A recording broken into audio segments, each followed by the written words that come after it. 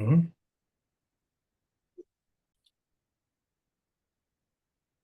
A very good evening and welcome to Tuesday Talk for Tuesday, the 8th of July. I'm David Abdullah. I'm going to moderate this evening. And we're going to look at some of the developments globally and the implications of those for us here in the Caribbean, Trinidad and Tobago in particular, and, what impacts the North, impacts us. There was a famous saying that when they sneeze up north, we catch the cold. So we have to pay attention to what is going on. The Caribbean, of course, has been an integral part of the globalization project from the very beginning, when people were enslaved in Africa, brought to the Caribbean, producing sugar, which was then exported to Europe and so on, which was a process of globalization at that point in time. So we've been engaged in and therefore ought to understand various developments with globalization and how the capitalist order operates, because that sugar and enslavement enriched the Western European countries and enabled them to finance the Industrial Revolution, which of course was the start of the capitalist world economy. So we always have to be invested in and pay attention to what is taking place globally, quite apart from the fact that there's so many people from the Caribbean, Trinidad and Tobago included, who live in the United States and other parts of the diaspora. And so we have friends and family and people we know, grew up with, went to school with or whatever, and so on, who live abroad and are experiencing what is taking place there. And those things, of course, have impacts on us here in Trinidad and Tobago and the Caribbean. Interestingly, we're having this discussion this evening when the heads of government of CARICOM conclude their summit, which was taking place in Jamaica, Montego Bay in Jamaica, starting Sunday evening and finishing sometime today. I was checking just before we started the CARICOM website to see if there was a final communique out, but I didn't see one. They probably had a press conference, which I missed, but we will see what CARICOM has to say about global developments following their deliberations, because both Prime Minister Holness of Jamaica, Prime Minister Mia Mottley of Barbados spoke about some of the challenges that the region faces in the context of what is taking place globally when they addressed the opening session of the heads on Sunday evening. So this discussion is very timely, and I'm very pleased that we are able to have once again on Tuesday Talk a friend and comrade of many years standing, Bill Fletcher Jr. Bill is an African-American and has been a labor activist and leader. At one time, he was the head of education of the AFL-CIO, which is the American Trade Union Federation, and headed up some other departments as well. I think the International Relations Department, if I'm not mistaken. I'm not sure Bill will correct me. But certainly he was head of education of the AFL-CIO and had senior positions in a number, excuse me, of trade unions in the United States. He also at one time was the executive director of TransAfrica. TransAfrica was one of the organizations very involved in the solidarity work with the liberation movements in Southern Africa. And so he has been involved in that and has been a progressive political activist and an activist for racial and social justice for very many years, and is an author, quite apart from writing about trade unions and labor history and developments within the labor movement, writes novels, which is quite an amazing thing. Don't know how he finds the time and the creative juices to write novels. So our comrade Bill Fletcher is going to discuss this evening the Trump 2.0 agenda and the implications internationally. So we're going to look at all those things that have been happening. Israel, Gaza, Israel, United States, of course, and Gaza and Palestine, and then Iran, the whole issue of the conflict between the United States and China, what is taking place in terms of sanctions and the pursuit or the very aggressive Monroe Doctrine agenda here in the Caribbean, Cuba, Venezuela, and so on. All of these things are part of an agenda of the United States. So we need to discuss these things. The recent deal, for example, between the Democratic Republic of Congo and Rwanda, and the US involvement in that and what that means, and perhaps Ukraine, Russia. We see how much of that we could get through in an hour. It's a huge thing. But let's start off, Bill. Well, welcome, and thanks for joining us on Tuesday Talk. And perhaps you could begin by just speaking about what is the character of Trump 2.0, and what is its national or domestic agenda. So, first of all, thank you, David. And it's always a pleasure, both to connect with you, but also to do this program. The way I'll respond to that, man, is that when Trump was running the second time, one of the big mistakes that many people on the left and among progressives made was that they were looking at him as an individual and then as a candidate of an authoritarian party. But they weren't looking at him as a representative of a social movement that had evolved from a loose right-wing populist framework into a neo-fascist framework. And that this social movement has a base in about 30% of the population.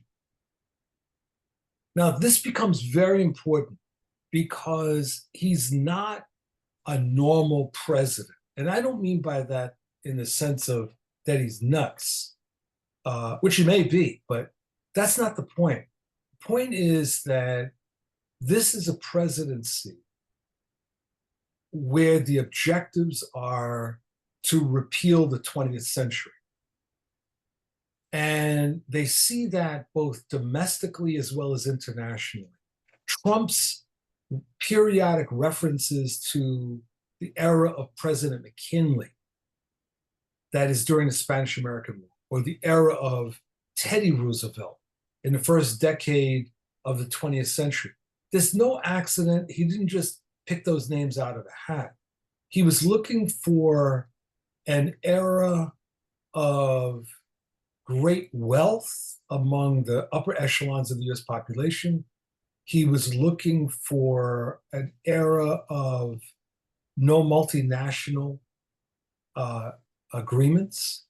He was looking for an era of undisputed white supremacy and male supremacy. So that's the critical image for this administration. That's what people have to understand about this presidency. But there's also one other thing that's important to understand, which is that this is a presidency that may go out of their way to prevent there from being fair elections in 2026 and 2028. So we may be looking at something very ugly, and no one is quite sure how that would play out and what the results would be. So we're looking at something that we haven't seen in a while. That doesn't mean there haven't been scary periods, other scary periods in US history, like the McCarthy era or the locking up of Japanese in 1942 during World War II, the repatriados, that is 1 to 2 million Chicanos and Mexicanos who either were expelled or forced to self-deport in the 1930s, the coup that was being planned against Roosevelt in the 1930s. So it's not like the history has been an easy one, but there's something very different right now that many people underestimate. Yes, that is very worrying, particularly in the context where there don't seem to be any other institutional guardrails on that question. I get breaking news from the New York Times, just the headlines. So I saw today that the Supreme Court gave Trump the go-ahead to fire federal workers as more or less as they please. And I think a day or so ago, they agreed that Trump could deport persons who they claim were illegal in the United States or whatever to South Sudan, even though they're not citizens of South Sudan and so on. So it seems as if some of those guardrails, including the Congress and the Supreme Court, are not able to keep that very dangerous agenda which you're describing in check. Is that right? That's correct. And within the Supreme Court, if you leave aside matters of alleged corruption by at least 2 Supreme Court justices, what's important to understand is that there is a theory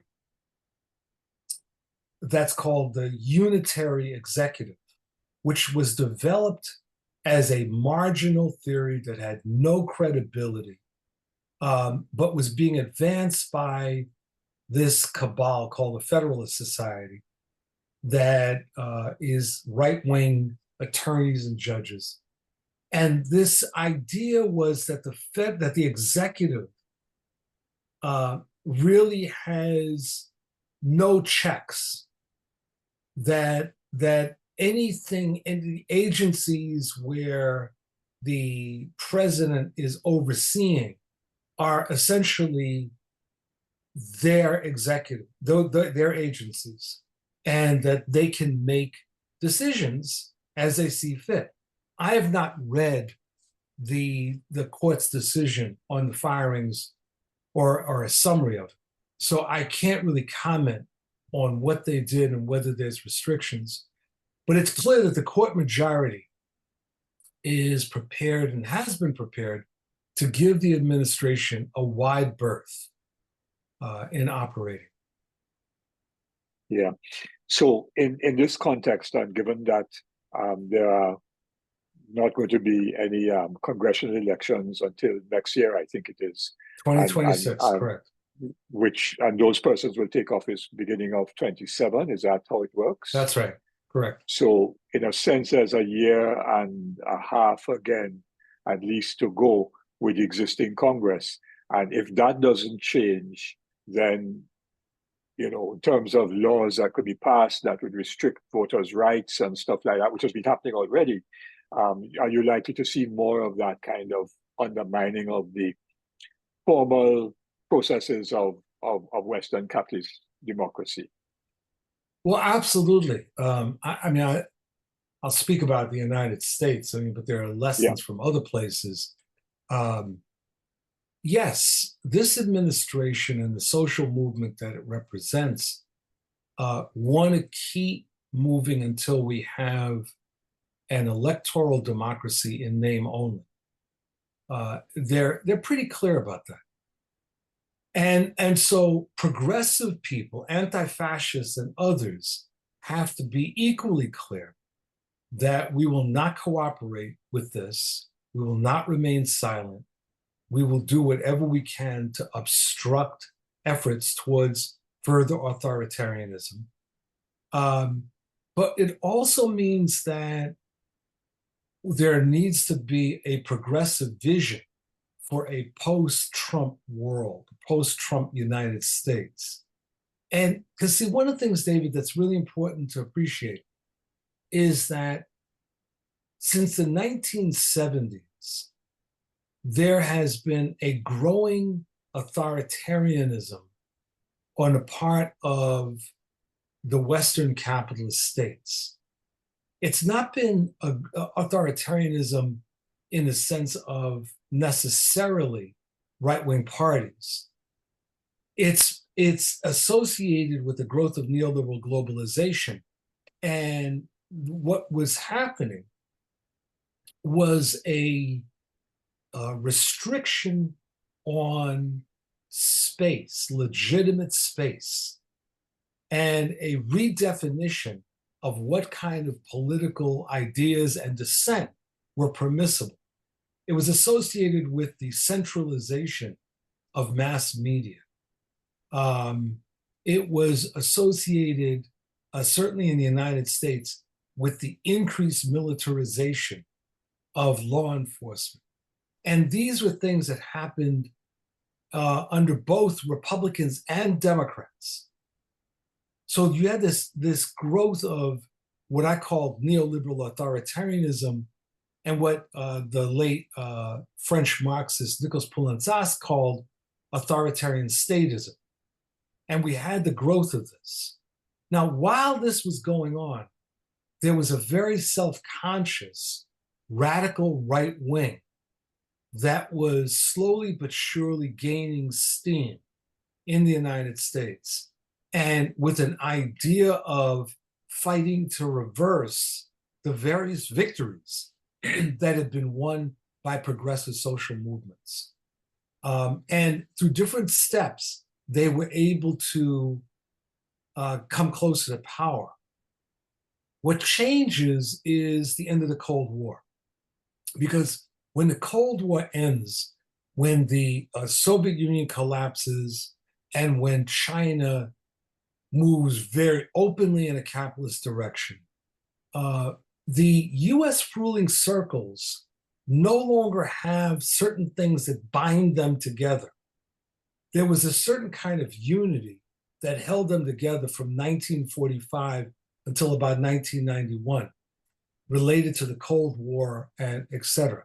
When that ends, you start to see an unraveling. And within a couple of years, what's remarkable is to notice the changing tenor of US political debates. In 1992, you have the campaign of Pat Buchanan, who was in some ways a prototype of, although more intelligent, but a prototype of Donald Trump, and who starts to articulate a very clear right-wing populist orientation, very, racist, male supremacist. You start to see that. In 94, we have the Republicans gaining control of Congress under Newt Gingrich, and the language that was being articulated was the language of war. Not war externally, but war internally. And the idea of non-cooperation, the breaking down of bipartisan alignments. You start to see this happening and strengthening. You also see in the 1990s the growth and spread of right-wing militias around the country, preparing for what they saw as in some groups call it boogaloo, that is a race war.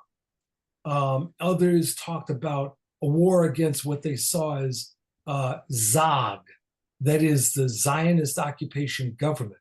I mean, it was just amazing and how these things start to really gain steam. And this becomes really important in understanding that the Trump phenomenon, MAGA, did not come out of nowhere, that it had real roots, and that behind those or within those roots were theoreticians and financiers and segments of capital that, for a variety of reasons, were prepared to align with and take the risk with what would soon become fascists. Yes, yeah. I C.L.R. James once, I think, writing in the Black Jacobin, spoke about saying, I'm paraphrasing very badly, that one should not be surprised by the meteoric flashes above, because you have to understand what is taking place below. And so what you're and of course he was describing the Haitian Revolution, and progressive change, Mm-hmm. but the same applies as well to reactionary change as well. That's right. That these things, as you said, don't happen overnight. They're things that are brewing on quietly and growing, and unless they're confronted and dealt with very early on, they then become a monster, which is what perhaps is where we are today. Mm-hmm. Yeah. So shifting a little bit now from that understanding of the nature of the Trump 2.0 and its agenda, which incidentally was the objectives were very well spelled out in that document. What was it called? Project 2030, was it? No, Project 2025. 2025, yes, which Trump denied knowledge of and so on and so on. But That's it's right. quite clear that a lot of the things that he's been implementing now were part of that Project 2025's manifesto, if you wish. Correct. Yeah. Which many people, David, denied in the run-up to the election, in part because Trump said, well, I don't know anything about that, blah, blah. I mean, you didn't have to dig very far to know that he knew completely about it. But there was a way that denial is really interesting, David. There's this story I like to repeat in order to explain part of the problem we're up against. In New York City, as you know, there's the building, the Empire State Building, which for years was the tallest building in the world. And in the story, a man jumps off the top of the Empire State Building. And when he's falling past the 40th floor, he's overheard saying, "So far, so good." That is, right? You understand? That Yes. is the way so many of us operate, that until we've hit ground or come really close, many people keep denying how bad a situation is. And in our case, that we need to take extraordinary measures to stop it, as opposed to assuming it will stop on its own, or worse, that it will only affect somebody else. So in the lead up to the November elections, David, you probably heard stories like this, where various immigrant populations would be backing Trump, and they would be asked, well, wait a minute, don't you listen to him and what he's saying? They say, oh, no, you're worried too. He's not talking about us. He's talking about them, the criminal aliens, right? And it was this level of denial, which many people now, faced with what the ICE is doing, the Immigration and Customs Enforcement, which is starting to look like our own SS, what they're doing, many people are stunned because they were in denial. They thought this was going to happen to someone else. And I have to say, David, that I'm concerned, even among our own people, US African Americans, that they look at what Trump does, and even though our demographic overwhelmingly rejected Trump, there was still enough people, enough African Americans that were willing to give Trump the benefit of the doubt, or following the election have said, well, we're just going to sit this out and just watch him do what he's going to do, because it's not going to affect us. It's only affecting Latinos and Latinas. And no, that's not the way this works. This is a maniacal operation.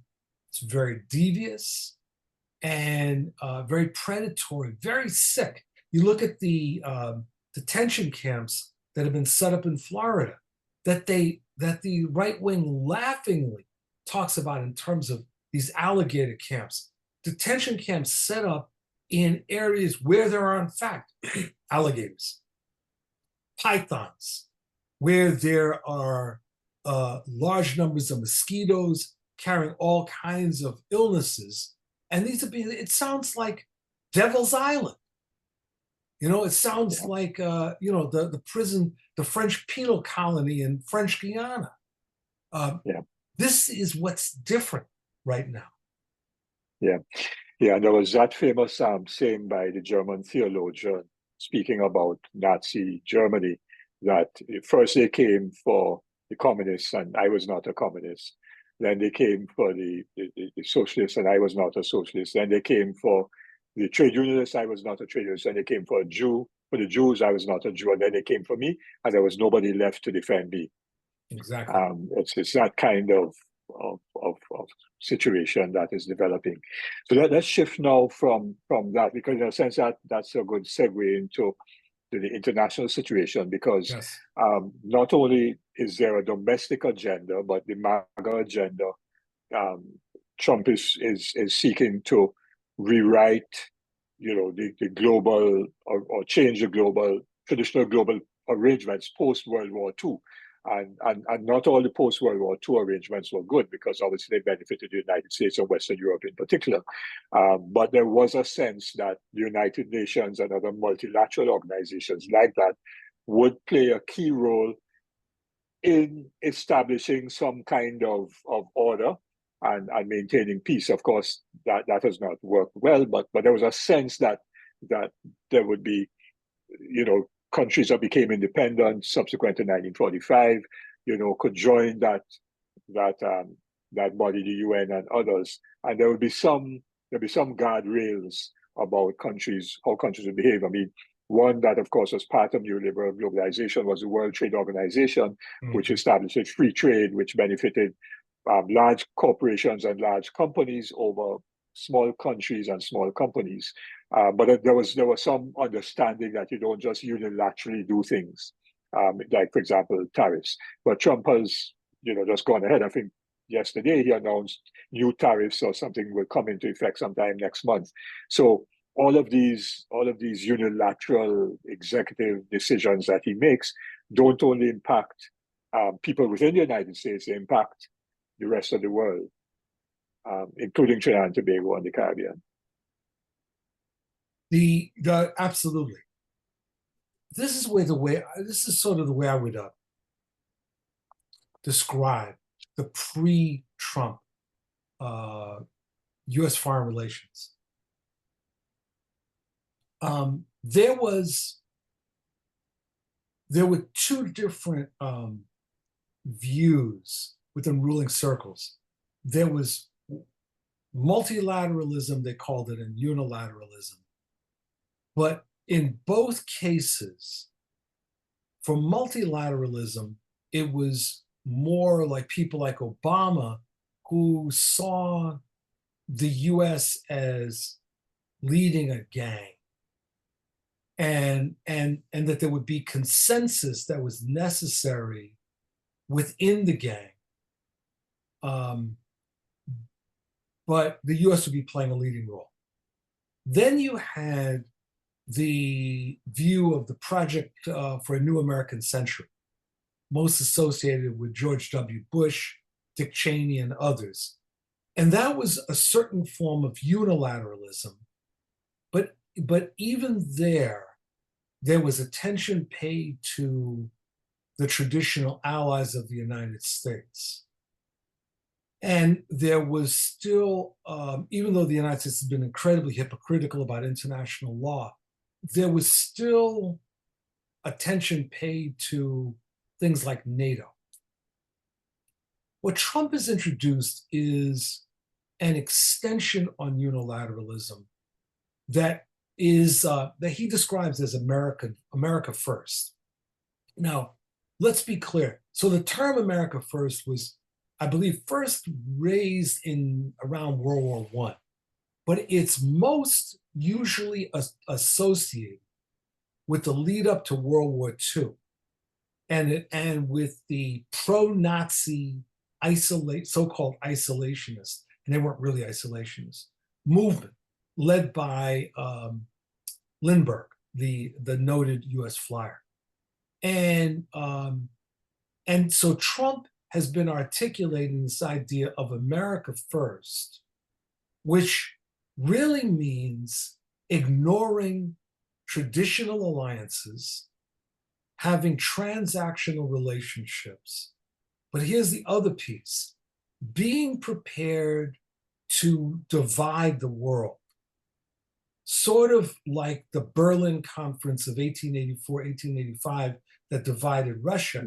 Trump is prepared to give up on the idea of the United States being the sole hegemon, but instead to cut deals with other major powers in a way, as long as the United States is a beneficiary of that. So this helps us understand what appears to be a completely irrational view towards US allies, threatening to invade Canada, threatening to annex Greenland, going after the Panama Canal. I mean, this is absurd. and the trade tariffs that are hurting traditional US allies. It's grounded in a different interpretation of the role that the United States should play. And it also relates to Trump's personal lust to be close to dictators.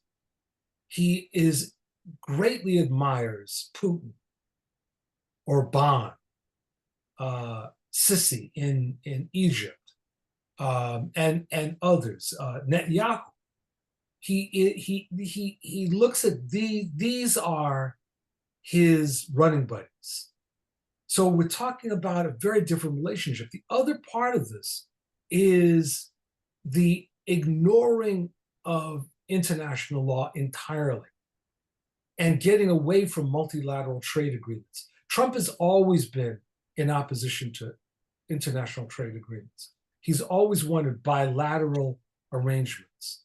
And so this further breaks up the larger system, makes things far, far more complicated. And one final piece, the tariffs, what's ironic about the tariffs is that the tariffs target traditional allies of the United States, countries that the United States has had very intimate economic relations with, like Canada. And so in that sense, it is creating, there's a shakeup going on. And as the old saying goes, it's not clear that anyone could ever put Humpty Dumpty back together again. Yeah. And one of the false narratives that I've seen come out of the Trump administration is that other people pay for the tariffs, when in truth and in fact, tariffs, tax on imports and therefore are paid by the people who consume in the importing country. And so all these, and I don't know how that very simple understanding does not get across to the vast majority of American consumers. Because they want to believe. It's like the slogan of the great television series, The X-Files. We want to believe. And so it's like, it doesn't matter what the truth is, we want to believe. And if Trump says others will pay, we want to believe. It's like when he said that the Mexicans would pay for the wall between the US and Mexico. And folks kept pointing out, hey man, it ain't gonna happen.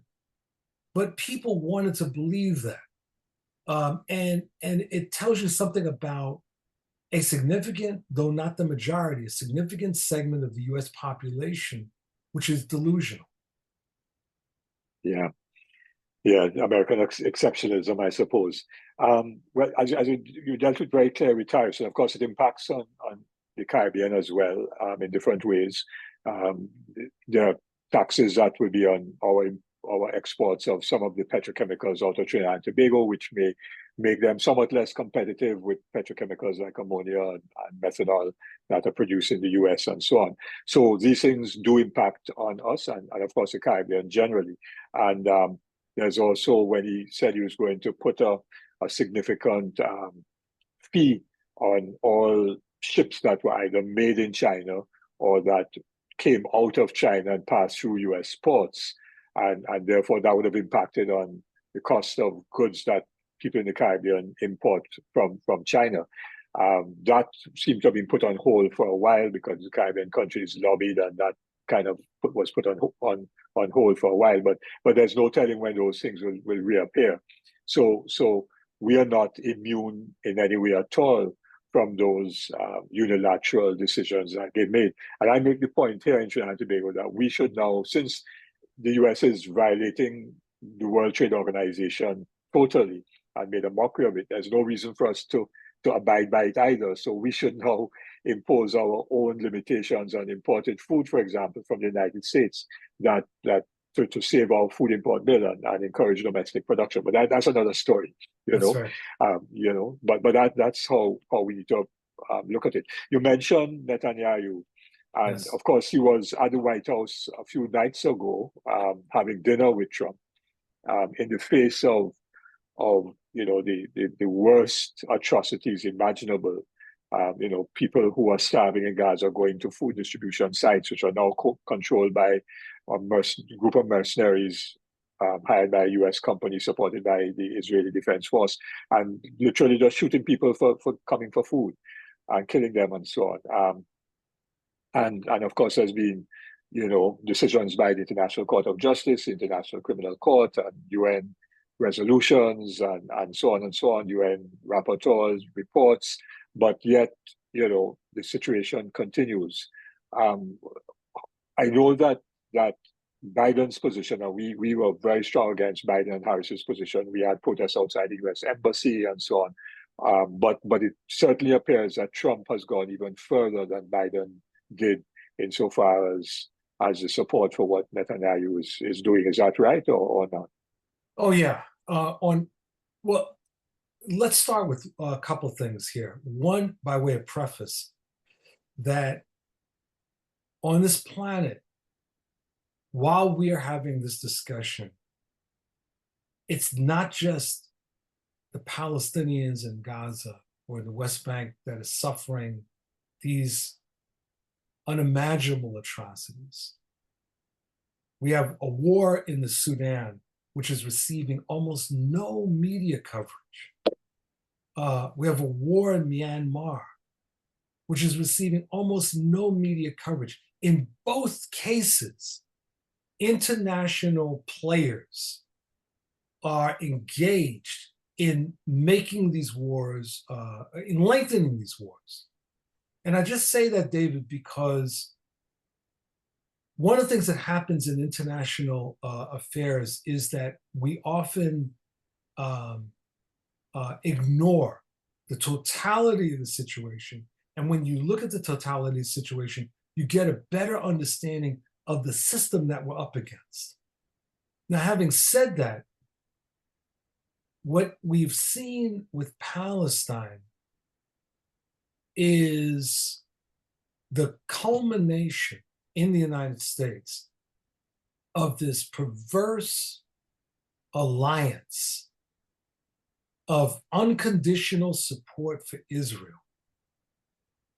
It is a support that is the result of an alliance of Christian Zionists, Jewish Zionists, and others that particularly since the Six-Day War in 1967, has strengthened.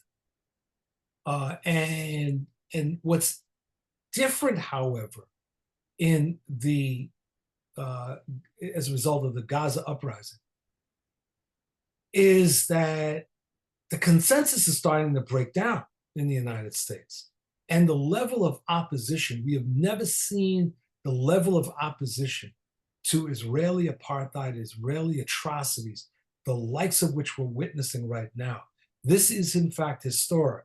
And the Zionists, both Christian and Jewish, are incredibly worried about this, which helps to explain sort of the insane comments made about the candidate for the mayor of New York, Mamdani, and these ludicrous notions that are being thrown around, this Islamophobia, etc. They are frantic because there is a change that is underway, and we have to further that. And so the Trump administration throws away any pretense of giving a damn about Palestinians. See, under Biden used the language of a two-state solution. He used the language of being concerned about what was happening to Palestinians. Not that any of us believe that, but he used that language. Trump, however, abandons that and is very clear that he is quite comfortable with the outright expulsion of Palestinians from Gaza, if not by implication from the West Bank. And that makes this incredibly dangerous.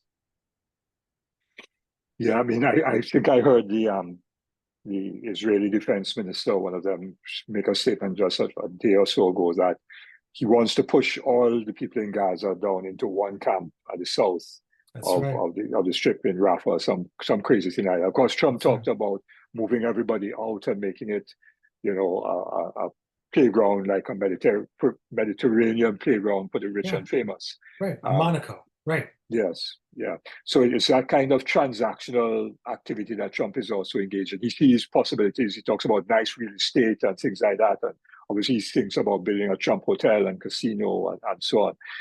But the agenda is terrible. But you're right that there's growing, not only in the United States, but all over the world, there's growing solidarity and awareness and so on about the need to put an end to the actions of the Zionist state. We had a public forum just 2 days ago on Sunday, and we looked not only at Gaza, but we also looked at what was happening in Sudan. We had a brother, Trinidadian, who was in Sudan not too long ago.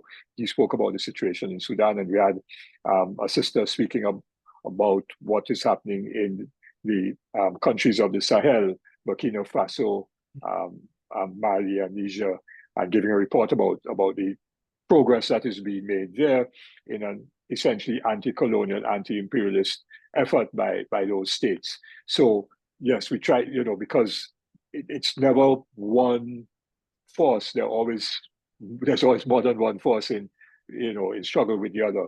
And so you're right about Sudan. It's a horrible situation that we haven't paid enough attention to it. And there's also the situation in the Democratic Republic of Congo. That's right. and so on. And then you saw some deal being made by Trump for peace between Rwanda and the Democratic Republic of Congo, which would see the United States now getting control of huge amounts of mineral wealth. Rwanda has become a stalking horse for the United States, and it has witnessed remarkable growth, but a lot of that seems to have been based on absolute theft from the DRC, from the Democratic Republic of the Congo. And so when I heard that, I believe it was the foreign minister of Rwanda suggesting that Trump deserved a Nobel Peace Prize, I fell out of my chair laughing hysterically and crying at the same time. As you know, the DRC is what's been called Africa's World War.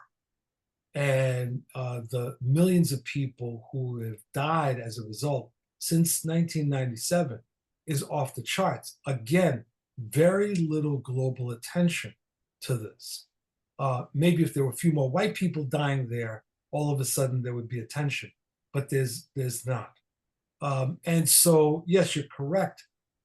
We will see what happens. The U.S. will gain certainly as a result of this deal. One thing I want to say about the Sahel, David, and you and I may not agree on this, I'm reserving comment or conclusions about the regimes there. I'm always deeply suspicious of military coups. Whether it was looking back at the coup in Ethiopia in 1974 that overthrew Selassie, allegedly in the name of socialism, I am not sure. And when I heard that at least a couple of those regimes were engaged in discussions with Morocco about getting access to a port in Western Sahara, which the Moroccans illegally occupied, I became very uncomfortable. I think that what's important is that other powers need to stay out of the internal affairs of those countries. And there needs to be real support to efforts to crush jihadists in those countries. But that really means fundamentally a political solution. And we on the outside need to be supporting that. We need to be supporting the increase in popular democratic control in those countries. So I think supporting self-determination and being adamantly against intervention by outside powers is incumbent upon us. But I'm not yet sure what I think about those regimes. Yeah, but of course, these things are always a process that unfold, and there are many dynamics involved. Certainly, from the report that we got just over the weekend, there are major efforts in terms of national control and ownership of key resources, uranium, and gold and other resources. Efforts at stimulating economic growth and food security and improving infrastructure and so on, and breaking French domination, both in terms of the French franc regime, monetary regime that a lot of the former French colonies in West Africa have been tied into, and at the same time, getting rid of both U.S. and French bases in those countries. So there is that element, and we're hearing about new efforts at participatory democracy, and of course these are never straight lines. So in Ghana, for example, after Rawlings first took power, there was also that kind of process, and then that went bad. Right. So you're right. There's always forward motion, and then there are reversals. And we do need to support those regimes and to say yes that France and Belgium and the United States and other imperial traditional colonial countries must stay out and allow those processes to unfold. And also the African states surrounding them, which are fearful that those leaders in some of those African states who are not democratic may also face uprisings, as is happening in Kenya, well, that's East Africa, but there have been protests in Nigeria and other places. So a lot seems to be bubbling on the continent of Africa that we need to be paying attention to. Absolutely. And then, of course, the challenges of the former liberation movements. I know you've written about these things as well, both in South Africa, Namibia, Zimbabwe, Mozambique, Angola, that a lot of those liberation movements, in some cases, lost their way and didn't fulfill the agendas that they set out when the countries got independent. So, there's a commoner of mine, John LaRose, said that things never go in a straight line. They don't. And I think it's really important to study lessons from these different movements. And one of the things that I've concluded is that if there is not a conscious process of democratization, if there is not a conscious process of expanding the power of the oppressed, there will be regression. And it will be sometimes done under a red flag. But there will be regression. We have to be very careful. Even, it was interesting looking at the record of the late Thomas Sankara, the great revolutionary military leader out of Burkina Faso. Even Sankara, as great as he was, had real trouble grappling with the question of mass democratic organizations and to what extent they needed to be autonomous from the government and from party organizations. To what extent could they, and was it necessary for them? Even Sankara, who I look at as a hero, was having real trouble with that. I think that it's incumbent when we're looking at the successes and failures of the 20th century to appreciate that the road to hell is paved with good intentions. And therefore, we need to make sure that the revolutionary process is revolutionary and democratic and is clearly and ultimately aimed at the abolition of capitalism. And in that sense, you're absolutely right. There is no straight line. there's always the possibility of regression. There's going to be twists and turns. But raising people's political consciousness and making sure they are engaged in the process of self-emancipation, that needs to be the buzzword, the watchword in the 21st century. Yeah, agreed. If I could just shift a little bit, we have about just over 10 more minutes before we want to end. The issue of the Monroe Doctrine, Yeah. because of course, more than 200 years ago, or 201, 202 years ago, Monroe Doctrine essentially said that this part of the world is the under the control of the United States, and whatever is in the U.S. national interest, they can do, regardless of whether a country is sovereign or not. So the intensification of the blockade against Cuba. I mean, I thought that Biden was just so hypocritical by going back to some of the Obama era measures about 3 or 4 days before he demitted office. I mean, that was just cynical and hypocritical when he could have done it. He could have done it from day one, and given Cuba a little breathing space. And of course, as soon as Trump came in, he just reversed everything that Biden did and made things much worse. But Cuba is under immense pressure because of the intensification of the blockade and so on. Venezuela has been improving its economic situation. I was there in January, and the situation is a lot improved since the time I was there before, which was just before COVID. Venezuela's economic situation is better, but not ideal, and they're still heavily sanctioned. And of course, threats about the Panama Canal, taking over the Panama Canal and so on. So this the old Yankee behavior of the 40s and 50s and 60s seems to be coming back into prominence with Biden, but even more so with Trump. So it's interesting, David, like the Monroe Doctrine, there's actually two Monroe Doctrines. And sometimes they're conflated, but they're actually not the same. The original Monroe Doctrine asserted US hegemony, but it did so against Europe. In other words, it basically said Europe needed to stay out of the Western Hemisphere, and we're going to make, the US is going to make sure that happens, right?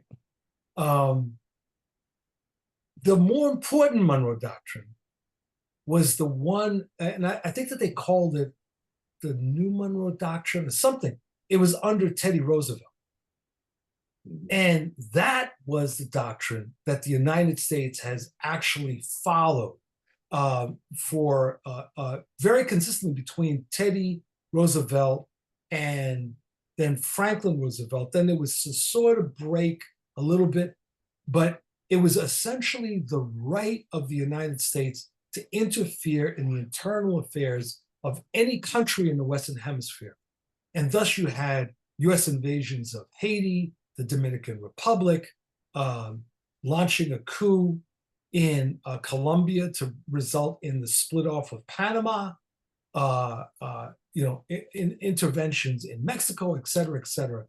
And that is what Trump is reasserting. Right? So under Franklin Roosevelt, there was a cooling off of some of this, or some of the more egregious examples of this.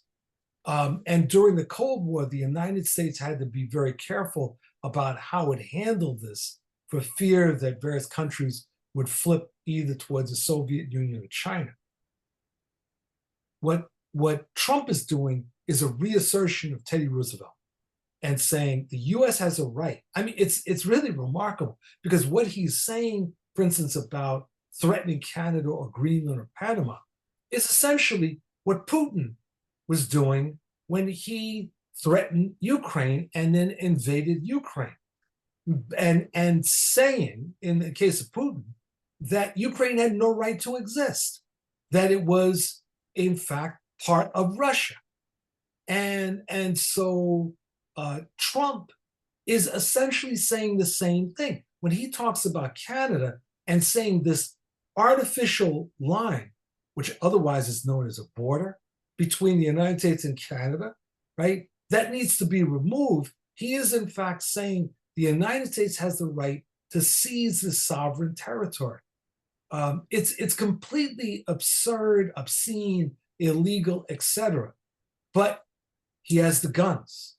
Now, to what extent he's serious about this, no one is quite sure, because what Trump does is Trump is actually the quintessential magician. You know, he wants you to look at his left hand while with his right hand, he's carrying out some sort of other operation. We never quite know, but we know that the rhetoric is the rhetoric of Teddy Roosevelt. And as you're saying, incredible pressure, particularly on Cuba.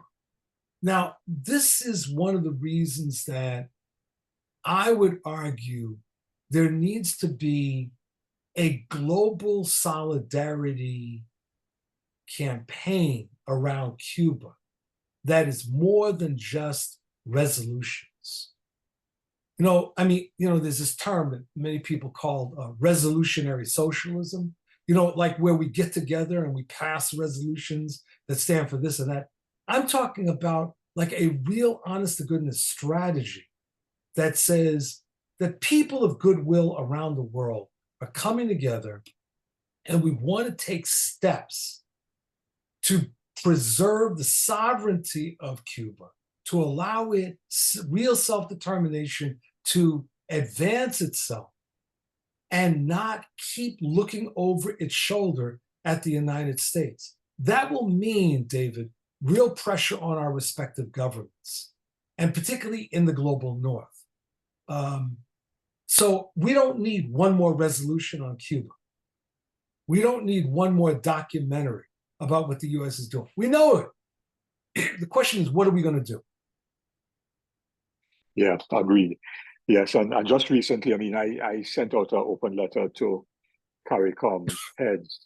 I sent more than one, but one specifically dealing with the Organization of American States, the Inter-American Council on Human Rights, where the United States, Marco Rubio, of all people, being Secretary of State, nominated a woman, Maria Peer, who's a Cuban-American, to serve as a member of the the Inter-American Commission on Human Rights. She was actually elected. And her first statement was that, we have to make sure that we get rid of the regime in Cuba, Right. And so on. And so she got votes either because of US pressure or whatever, or offers of inducements from 20 countries in the Americas, including, I'm sure, CARICOM countries, which was just absolutely horrendous. Right. So you're right. We need to do much more in concrete ways of solidarity. I agree with you on that one. And so the BRICS had a summit in Brazil. It ended, I think, yesterday or day before yesterday. Cuba was actually present at that because they are building a relationship to become a full member of BRICS. And there were various statements made there. How do you see the BRICS, the development of BRICS, Brazil, Russia, India, China, South Africa, and of course other countries, including Iran and Saudi Arabia and Egypt, I think, Ethiopia rather, have joined the BRICS group. Do you see that as being some kind of alternate power bloc, certainly economically, if not necessarily politically and diplomatically, to counter this US hegemonic drive at this point? We have another hour. We'll have to come back to that. I know there was a little debate, and our comrade Don Ross is online. Good evening, Don. Yeah. And I saw I was part of the email thread where Don shared a post by a journalist or some commentator, and I saw your response to that in terms of who the guy was, and we went backwards and forwards. Right. Yeah. So and of course, the US of course was targeted. Yeah. So two things. One is maybe in Trinidad you should sponsor a global conference on organizing a solidarity campaign around Cuba. maybe several Caribbean countries could actually do that. I mean, a real strategy conference, not something that's global tourism. So I just want to float that idea. In terms of BRICS, so BRICS is not the Bandung Summit of 1955 taken forward. The Bandung Summit was anti-imperialist, and it was led by progressive national capitalists in what was thought of at that time as the third world. BRICS is not that. BRICS is an amalgam of countries that are, in fact, looking for a reorganization of global capitalism. And to the extent that they are putting pressure on the United States, they should be supported. But when you have Russia there, which knows about as much about human rights as I do about the other side of the moon, this is not an alternative progressive pole, which leads to a certain term that I think we should be very clear on. There's a lot of discussion, David, about multipolarity. And I'd say as progressives, we should not be in favor of multipolarity. We should be in favor of non-polarity. We should be in favor of national self-determination, national sovereignty, and the building of relationships of mutual respect among nations. I'm not interested in seeing Russia or China or whatever have their own spheres of influence, even if that counters the United States. That's not the world we need to be fighting for. But I think that within BRICS, there are very important forces like Brazil and some others that are attempting to build a different kind of relationship and to create more space away from the obstruction and disruption of the United States. When Trump threatens countries for aligning with BRICS, we need to be in opposition to Trump, vocally, actively, that the countries of the global south, the countries of the rest of the world, should be able to do what they want insofar as they respect international law. And so, but I think that we have to be clear, when you have some of these powers like Saudi Arabia within BRICS, this is not a progressive bloc. It is a bloc that contains within it some potential, but it's not the new Bandung. That's the thing where I think some people are making a mistake. And the discussion that you were making reference to, there was in this article about BRICS, there was a quote from this guy Durgan from Russia, who's a fascist. And Durgan was praising BRICS. And it's like, I don't need a fascist to be praising BRICS. A fascist praising BRICS is sort of like a Japanese fascist during World War II talking about the greater East Asia co-prosperity sphere as a block against Western imperialism, when you know for well what their objective is. So I think that what's called upon with us is to be really clear who are our friends and who are our enemies. And the enemy of our enemy is not necessarily our friend. Yeah, I hear you. There's some comments on Facebook, but in terms of people, some of the friends on Facebook are disagreeing with you about your analysis with Ukraine and Russia, and I know that's been an ongoing debate. And so, but we can't engage. That would take quite some time for us to engage in. But it's something that I know you've heard about in terms of Russia's position about Ukraine joining NATO and Russia being unhappy about that and so on. But that I know you've been part of those polemics and debates in US. We can have that discussion anytime you want, David. And I would just encourage your listeners to look at the words of Putin, look at the words of Durgan. You don't have to believe me. It's right there, folks. Yeah.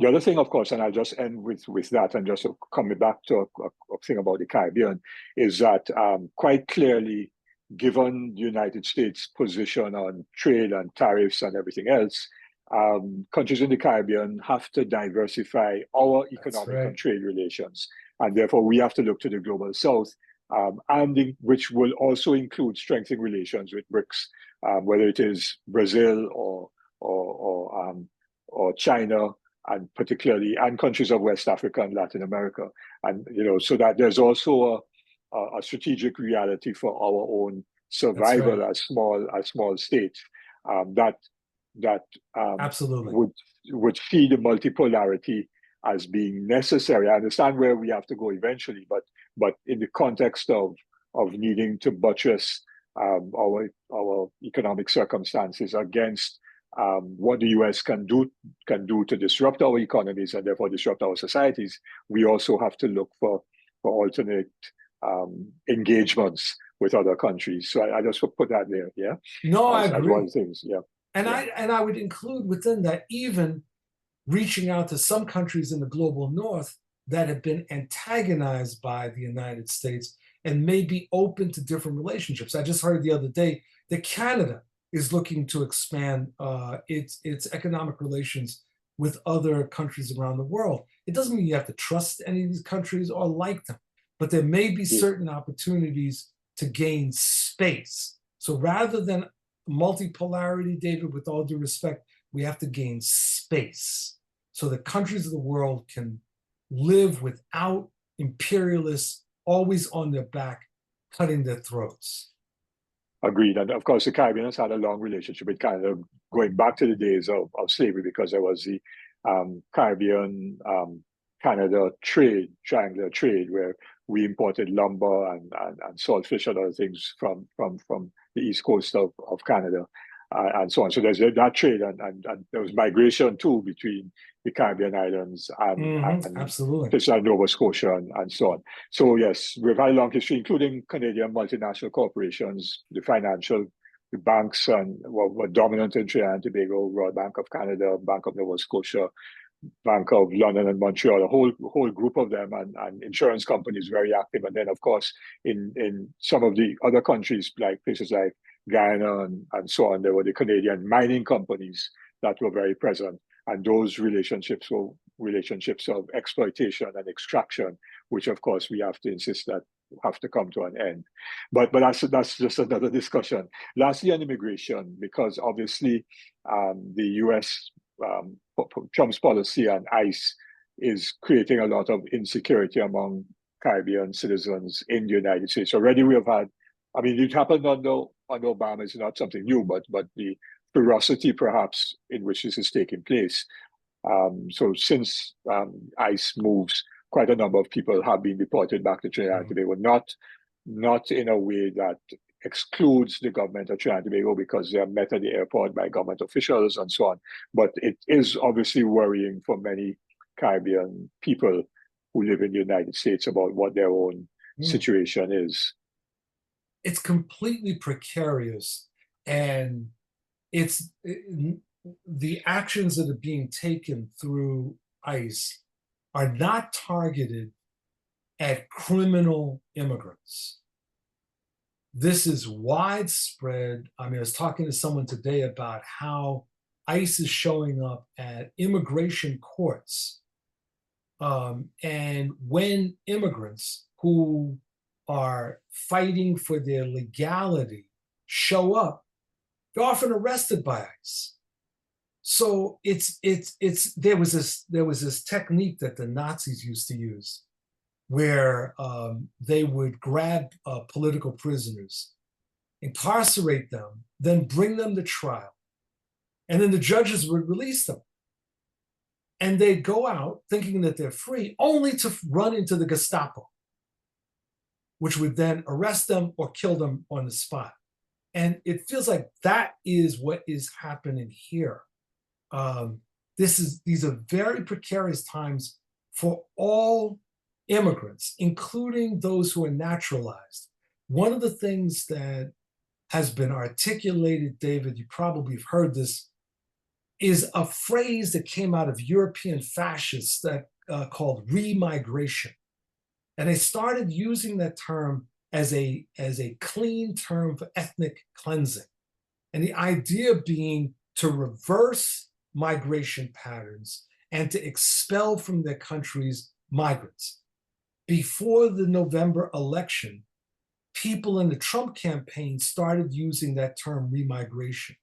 And more recently, there have been discussions about the removal or denaturalization of immigrants who become naturalized citizens.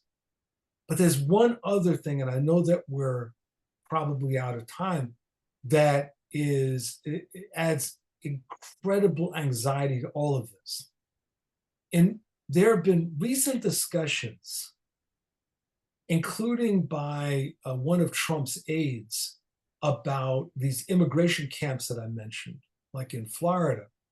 And there was a suggestion that the alligators were there to go after these immigrants, but then it was said there were 65 million others the alligators could go after. Now, 65 million is not a figure just sort of out of nowhere. It's really talking about Latinos and Latinas in the United States. In other words, you have some people that are trying to lay the groundwork for something that might look like a Holocaust. That's how serious the situation is. Wow. Well, we're going to end there. It's a very distressing note to end. But well, let me ask Bill. I mean, you've been involved in progressive politics, seeking justice, social justice, and fighting for progressive change for the same kind of length as me. We go back to the early 70s, certainly. Mm-hmm. How are you at all optimistic about the possibilities? Because we've been describing the actions of the right wing and the fascists and so on, but there's also you did describe the solidarity with Palestine as a huge movement. There was the Black Lives Matter movements and so on. There have been some wins by the trade unions, some strike movements organizing and so on. Do you see these emerging movements, the primary win of the Democratic candidate for the mayor of New York? Right. Yes. Mm-hmm. That was an advance. I'm optimistic. I'm no fool. I'm no Pollyannish about this. I'm optimistic. I have watched with delight at the growth of the resistance in the United States, multi-generation. I like to see millions of white people in the streets protesting against reactionary things. We've seen a mobilization among Latinos and others.